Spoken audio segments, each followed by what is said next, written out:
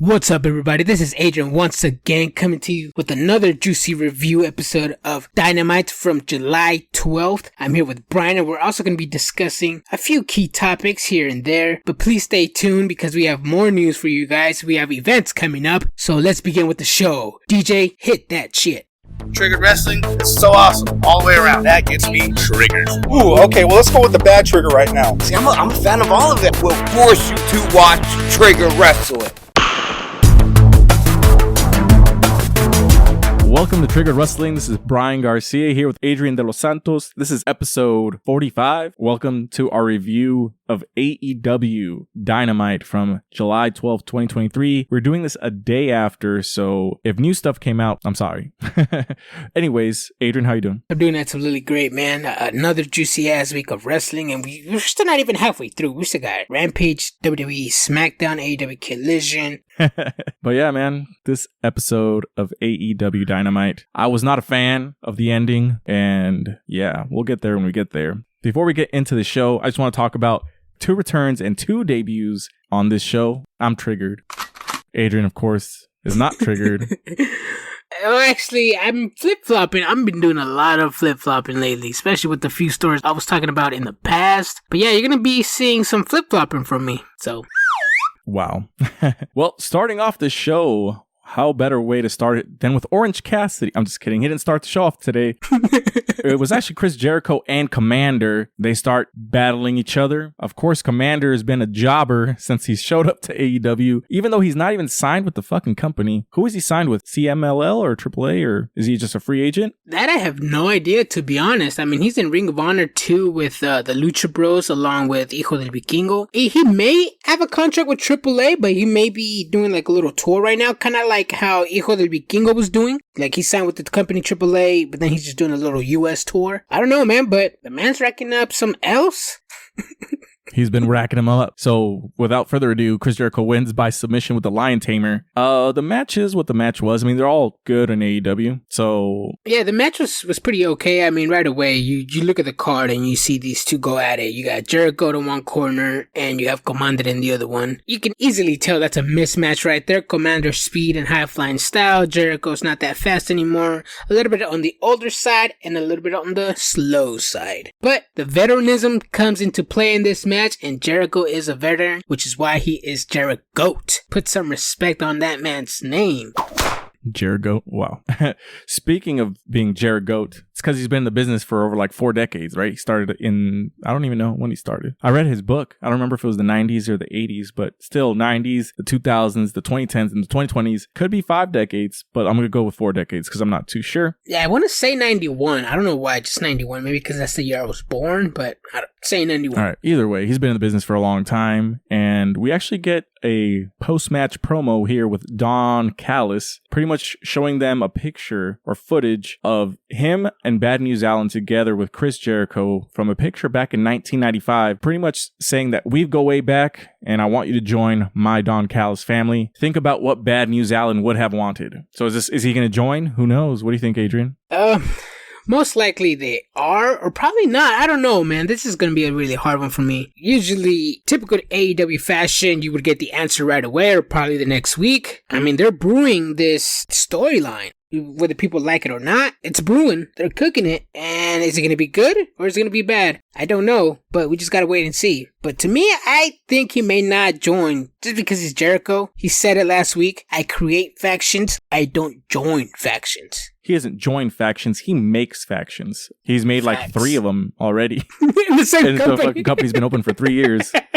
But, yeah, he's probably going to join. You know what? I'm going to go with he's not going to join, and he's going to be the next feud with Takeshita. I feel like that's the natural way to do it. But I feel like he already feuded with Takeshita when he was a face. Now Chris Jericho's going to be the face. I think that's what's going to happen. I don't know, man. That's a good idea, good prediction. And like you saw on Dynamite, Callis and Jericho do have a history from 1995. Long-term storytelling right there for you, my big dog. But that's a great prediction. I can see it. How are they going to do that?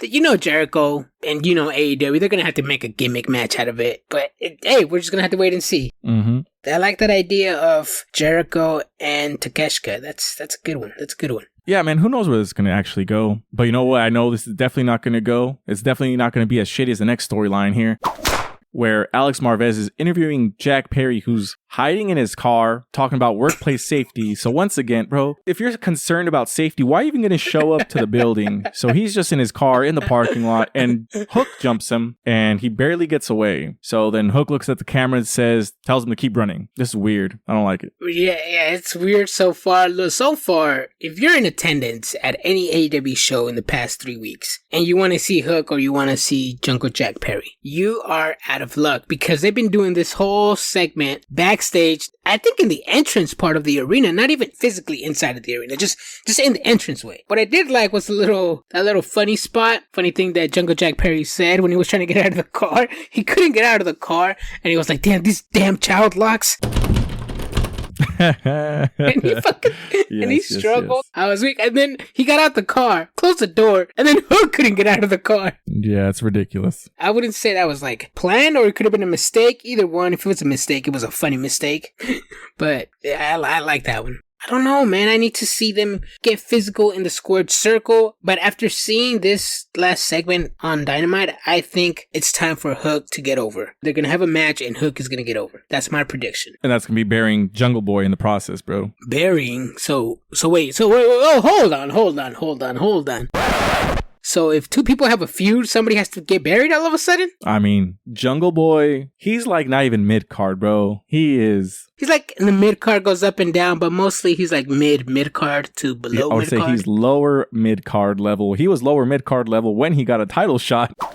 Yeah, man, I don't know. I don't think this looks good. If Hook wins, it doesn't look good. If Jungle Boy wins, it doesn't look good because Hook's not even on TV. So, I don't know. I don't really see this going anywhere. Anyways, back from commercial, Renee Paquette is interviewing Don Callis. Don Callis. He says Chris Jericho is a fabulous athlete. Glock, glock, glock, glock, glock. Over here doing the Glock Glock 5,000 on Chris Jericho, trying to hype him up. But he's going to have to go down to the ring and announce that he's the 5th member of the Blackpool Combat Club. He says he's not a tough guy and he's never claimed to be, but there's one guy he's not afraid of, and that's gutless Kenny Omega. So, yeah. So what you're telling me, and what Don Callis telling me, is that Don Callis made an announcement to make an announcement later tonight? Yeah. After they've already made an announcement last week announcing that there's going to be the 5th members announced this week. So yeah, so an announcement to announce an announcement. You can tell TK is the booker. Yep, TK is the booker. Stay tuned for more action.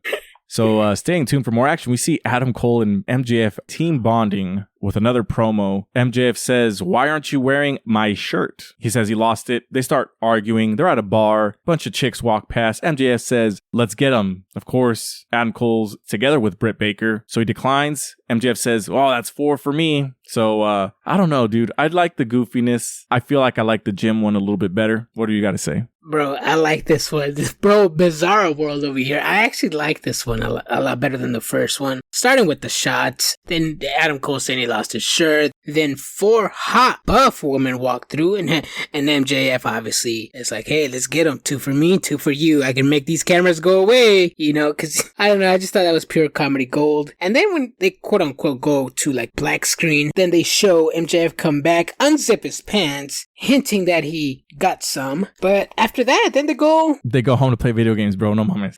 They went to go play video games, not just any video game, the hottest game on the market today, right now. AEW Fight Forever. Please go get your copy today. It is not a 6 out of 10. It is a 10 out of 10. It's a 10 out of 10 according to reports.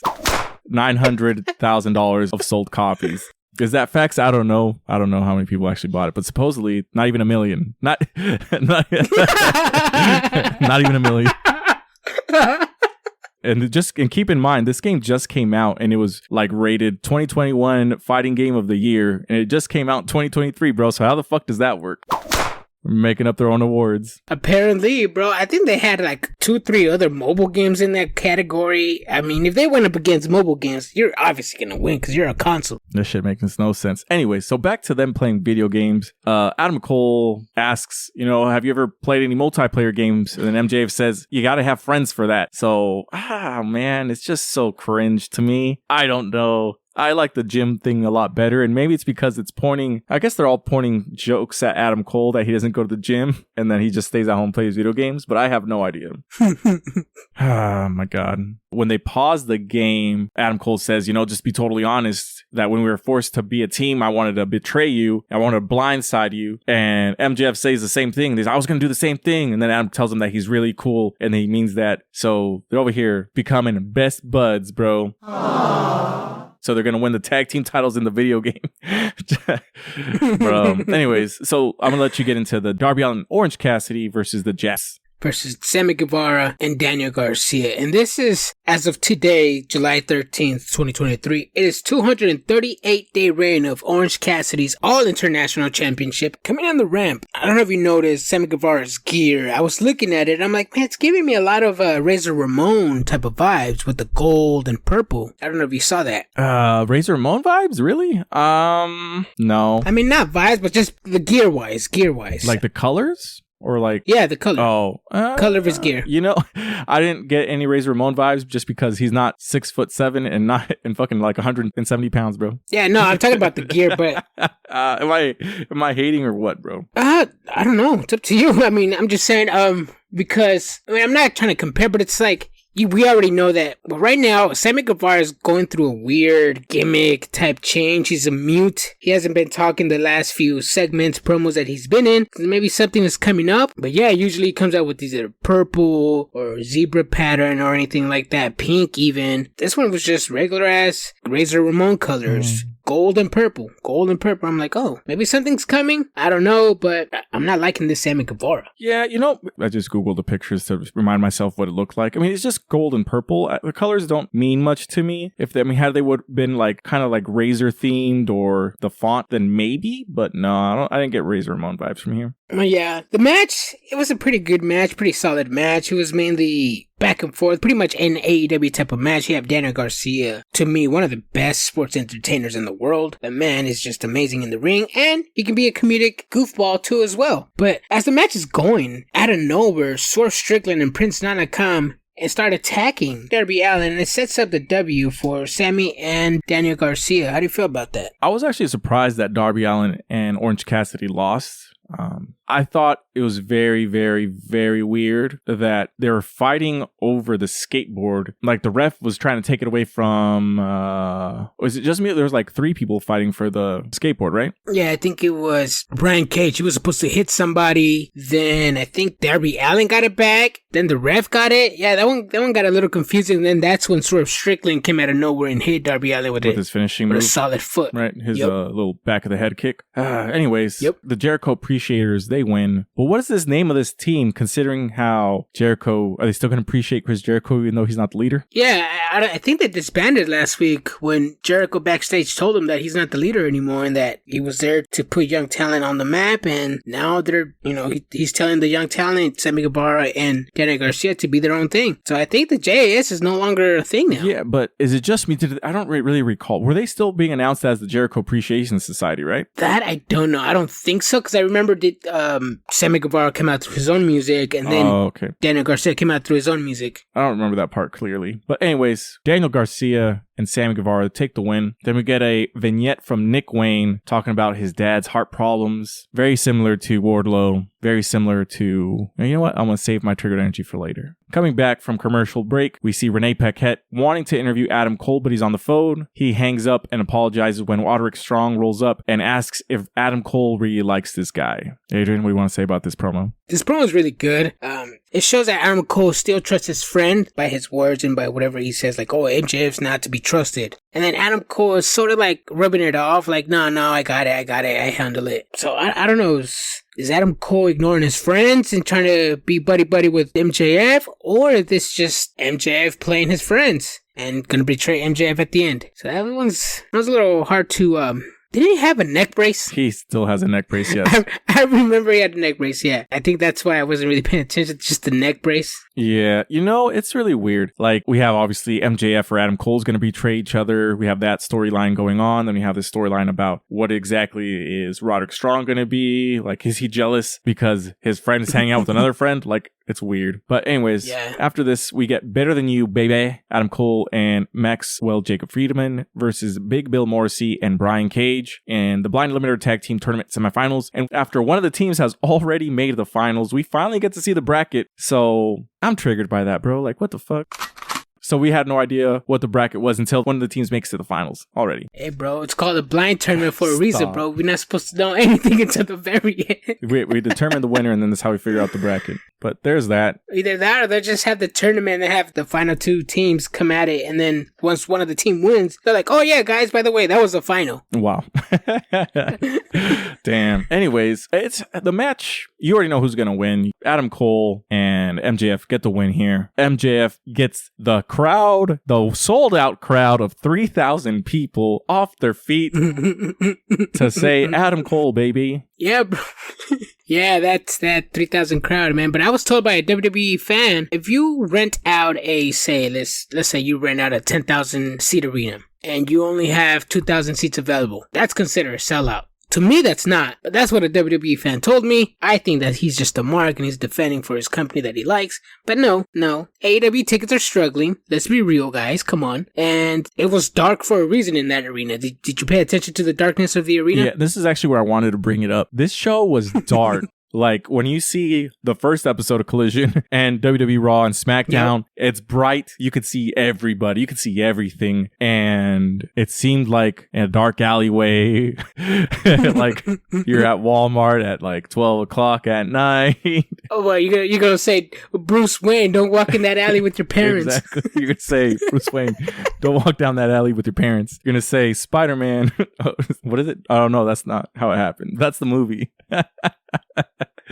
but yeah, it was dark. You couldn't see more than like 3 or 4 rows up. It was dark. Yeah, it was bad. So he's trying to get the Canucks, as he said, up and riled. And Jesus Christ, imagine just trying to get the crowd riled up and you got to look at the hard cam and there's no one to the left or to the right of you. Just maybe like 3,000 people behind you. But damn, anything else you want to say about this? Oh, I did see an impressive spot by Brian Cage when he lifted up both Adam Cole and MJF on his shoulders. But then I was like, that's actually not that really impressive. If you put both of them together, they pretty much weigh 360 pounds. You know, Adam Cole's probably only like 120, MJF's 240. So there's your 360.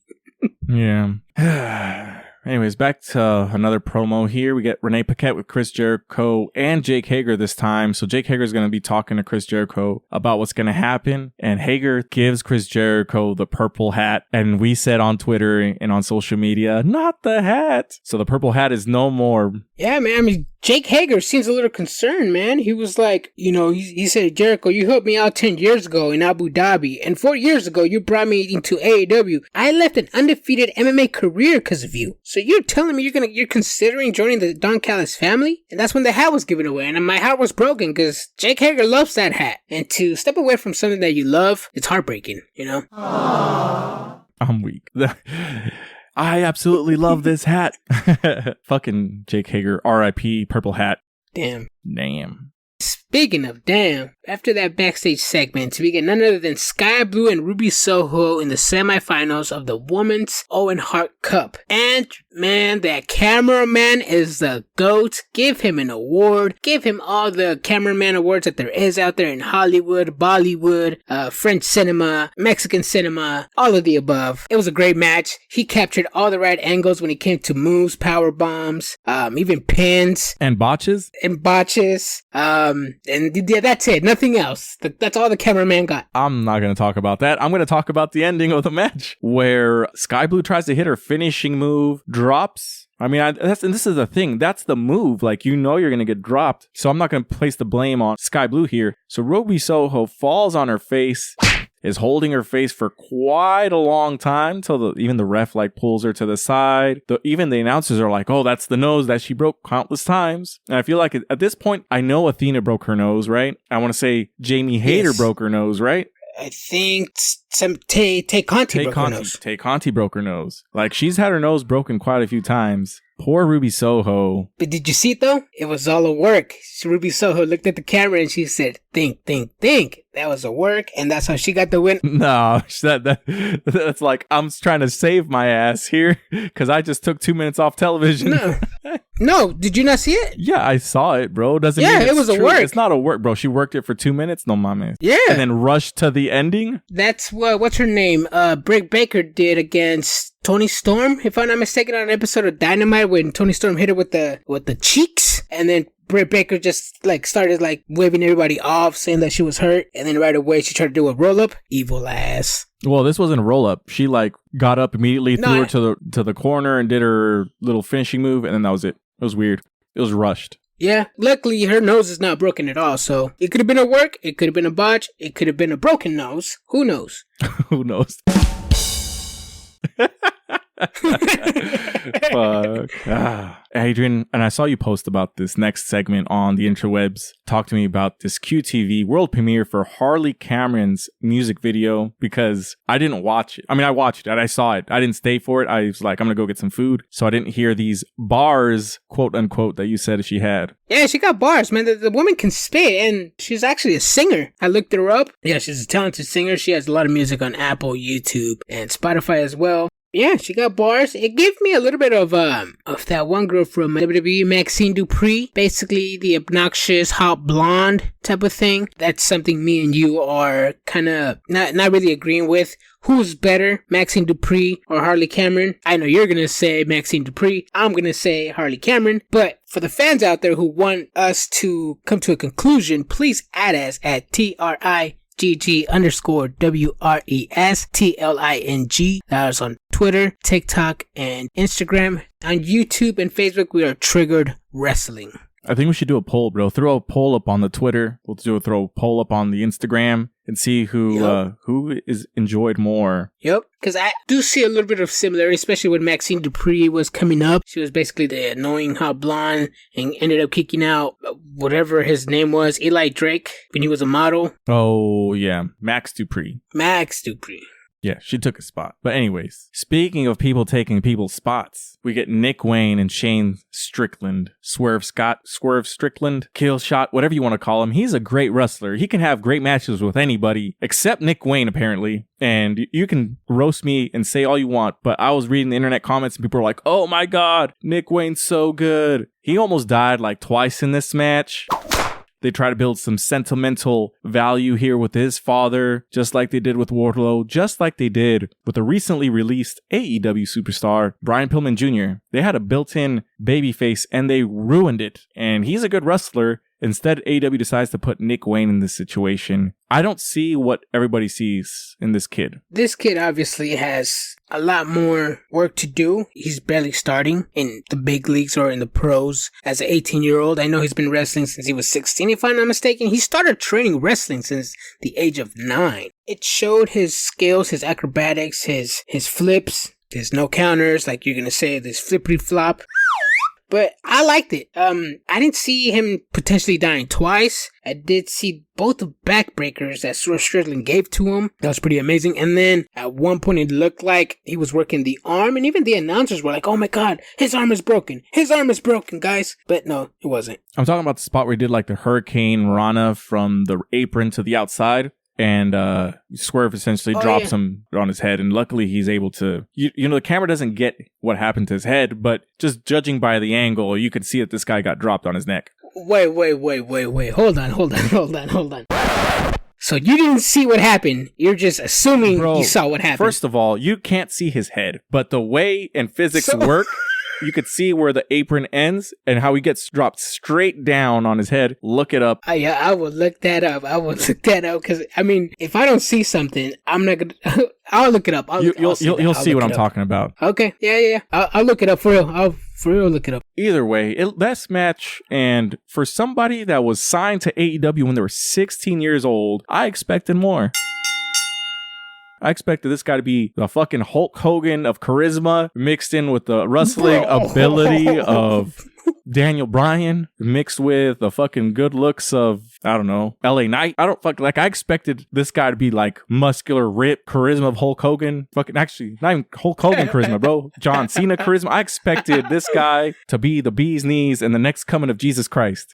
And he was none of those things. So you're putting this kid, this 18-year-old kid, on a pedestal. You had your expectations to the moon with this kid, and you're disappointed? Bro, first of all, let me tell you why my expectations were posted that high. Because AEW made a big thing 2 years ago that he was the first ever 16-year-old signing to AEW.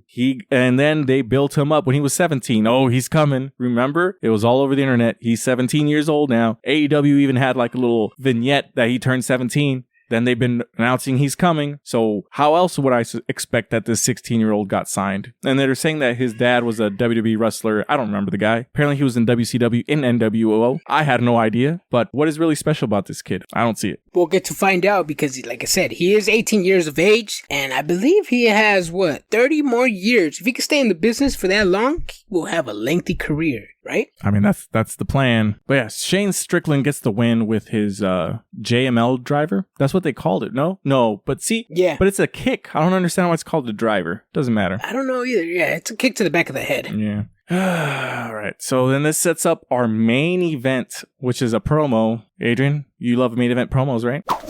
I don't. Don Callis. The Don Callis is finally going to announce the 5th member that's going to join him in the Blood and Guts match. And Kenny Omega comes out to the ring and erupts. But guess who shows up? Someone that we did not expect. We predicted it was going to be JeriGOAT. A few people were hinting a few names here and there, especially from New Japan and Ring of Honor. But none other than Pac makes his return to AEW after a lengthy time away. I think he was healing some injuries. I think that's what was said when he was fighting the Elite in that 7-match series. He was wearing the mask. And then after he lost the Trios titles, he went back to England and, rehab some injuries. Damn, Pac is back and he is going to ignite that feud with the Elite that he had way back in 2018. Now that is some long-term storytelling right there. 2018? Yeah, bro, 2018. When did they have the Trios thing? That wasn't 2018. That was earlier this year. No, I'm talking about the feud with the Elite. He was feuding with the whole Elite, including Hangman Page. He was the first person to defeat Kenny Omega in AEW. Yeah, man, this is a 3-year build, 3-year feud. No, stop, bro. No, don't get me fucking started saying this 3-year build. Anyways, point of the story being, we get it. Oh, you know what? No, I still don't even want to. I did a preview at the beginning, bro, but let's wait and build this up. Okay. So then what happens after this, Adrian? And what happens? And then Moxley and who's the other guy? Moxley and Takeshita come out. And then who came out after that? The Elite came out, right? Yep. And then, first of all right, let me go back. So, they start beating on Omega. Pac is doing a quick promo saying that I've been waiting to get my hands on you since you shattered my nose. They put the chair around Kenny Omega's neck. They're gonna stomp him out. They're gonna break his neck. They put a mag to his mouth. Say, do you have any last words? I have a 5th person too.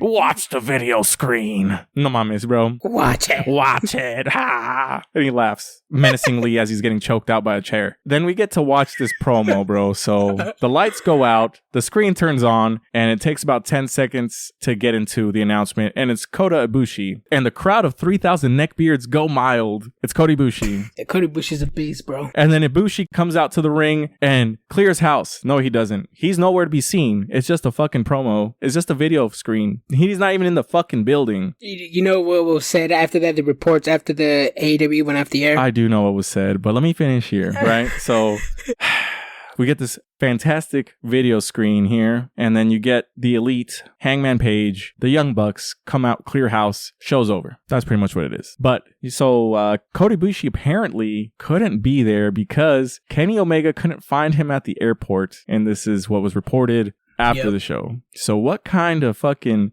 2-bit promotion here that apparently, and we all know Tony Khan is like a billionaire, or should I say his dad's a billionaire, and you're telling me that you couldn't have anybody there in person to pick up Kota Ibushi to make his debut? Is that what you're telling me, Adrian? I'm not telling you that, but what I do like to say is, whether it's true or not, and it's funny regardless if it's true or not, let's just say it's true. Let's just say it's true for the sake of the story. If it were true, why did that get released? And to me, again, I'm going to say the same thing I said a few weeks ago. Tony Khan is playing the marks, and he's playing them really well. I can see you get your trigger energy going on, and if it's true, and if Tony Khan is playing the marks, then my guy, you're getting played. Well, I'm just no. It's still a goofy ass thing. I'm not getting played because it doesn't make me look bad at all. For example, when we talked about the whole CM Punk versus the Elite thing, everybody's like, "Oh, it's a work. It's a work." Do you remember the whole argument months and months ago? It's all a work, and it wasn't a work. And if it was a work, either way, it makes you look stupid for even having that happen in your company and think that that's a good idea. So back to the now. Back to the now. We get Kota Ibushi making his debut. Not even there. That looks bad, in my opinion, because, hey, if you're going to make a big announcement, dude, you're going to have to do it on the screen? Lame. If the reason is because he got lost in the airport, shame on you for that happening.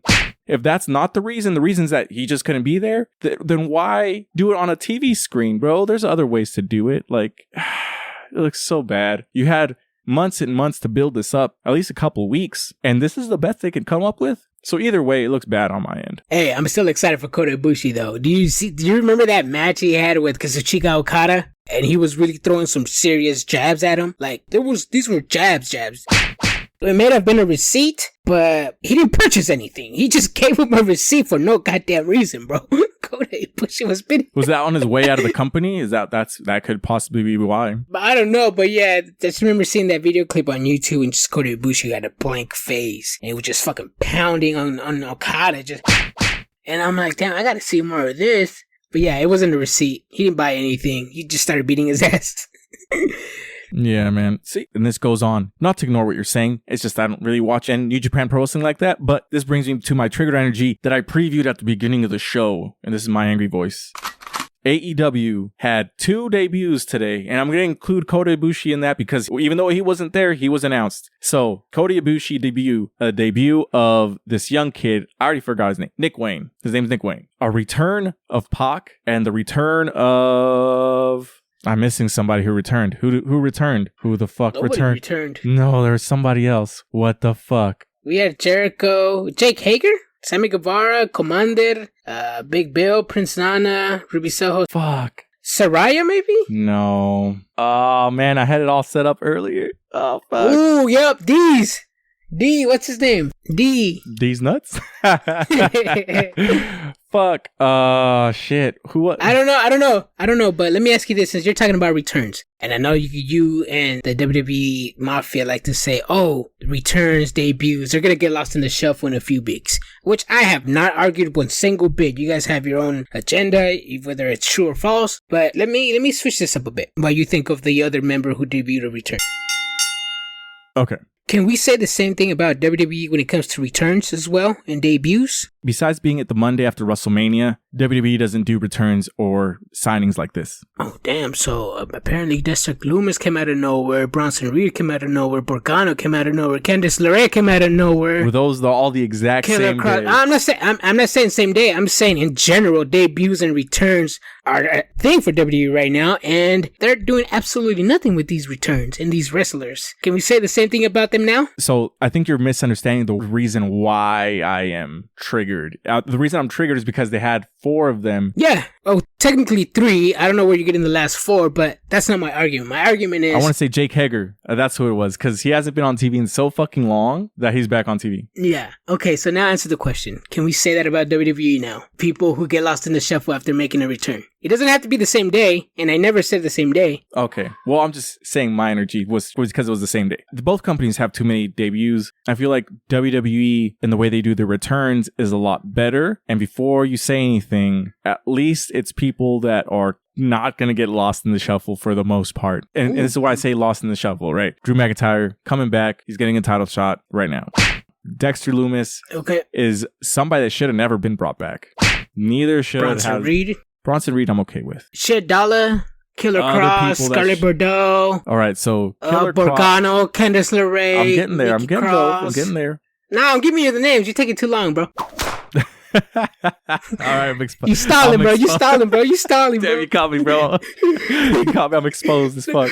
No, that's fine though. But yes, both companies do have a lengthy roster, and they have all this product, all these TV shows. WWE has NXT, SmackDown, and Raw, and they're not focusing on some of the stars that you and I like more. Same with AEW, they have AEW Dynamite, Collision, Rampage, and Ring of Honor. Stu Grayson returned on AEW TV a few months back, but he's now a Ring of Honor exclusive. And that's the other thing.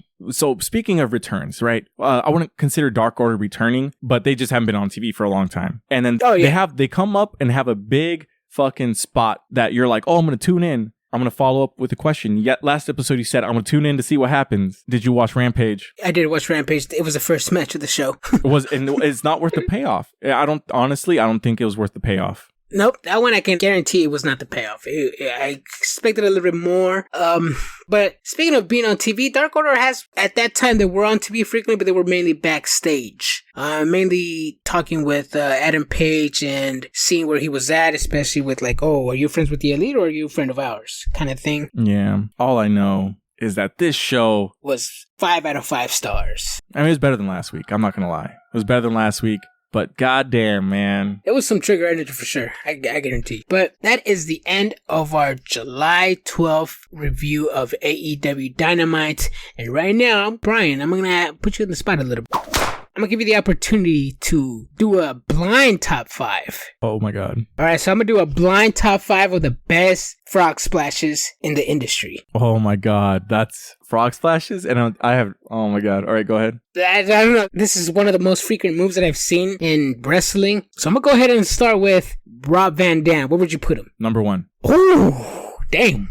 Dominic Mysterio. Oh, number 5. Ooh, Montez Ford. Oh shit, Montez Ford does do a fucking frog splash. Man, I forgot. I thought it was something else. Oh man, if it was, I would put him as number 1 and RVD as number 2. But since I already put RVD as number 1, I'm gonna go number 2. What about everybody steal that sniffs his keys after he exits the bathroom? D'Lo Brown. He's gonna be a 4. Ooh, nice. Everybody steal. And what about Eddie Guerrero? Oh man, number 3. I'm gonna give you my reasons here. Dominic Mysterio's 1 is weak. Yes, I had to put a weak one. Yeah, weak. He's trash. RVD, I'm gonna argue with him being number 1 just because the way he would do it, it looked athletic. The person was sideways. He would turn in midair. It looked good. Yes, that was a perfect ass frog splash. Yep. Montez Ford just gets that height. It looks amazing. That's why I'm going to put him as number 2. Number 3, Eddie Guerrero, legendary frog splash. And D'Lo Brown, underrated frog splash. It is, bro. It is. The way he would do like the chop action, you know, like the pull your hands down and up. It just looked magical. So that's going to be my top 5. Damn. Yeah, I like RVD's frog splash because like how you were saying, he turns mid-air. And then after he turns, he jumps off the canvas or off the person he just delivered the frog splash. And he just makes it a little bit more painful. Yep. That frog splash is amazing. Top 5 frog splashes. But yeah, it's a frequently used finisher. Yeah, this was a hard one, to be honest. Yeah, this is a hard one because a lot of people do the frog splash. Man. You put me on the spot, bro. That was a good one. I liked it. All right, guys, this would be all it for Triggered Wrestling. Please don't forget to follow us on all our social media platforms on TikTok, Instagram, and Twitter at TRIGG_wrestling, on YouTube and Facebook, Triggered Wrestling. And also, be sure to stop by our website, triggeredwrestling.com. If you want to attend some of the events we are going to be attending, please go to our website and there's a calendar right there. We have Parking Lot Brawl by Collectible Stampede. We have a few greeting meets over there at Barrio Toys. We have Psychosis. Tickets are available right now. Mick Foley. There is a VIP package of 3 phases of Mick Foley, a meet and greet, and you also get some autograph prints. And I believe there was another one too. I'm not... Oh, the signings? Yeah. Psychosis. There's Dios del Inframundo, which is formerly known as Drago, Aaron Solo, and currently Mick Foley. Those are the 4 currently. Yep. So if you want to follow us more and see where all these events that we're talking about here on our show, please follow us on our social medias and look at our website because it's up and running right now. Yep. Most importantly, stay triggered. Bang, bang.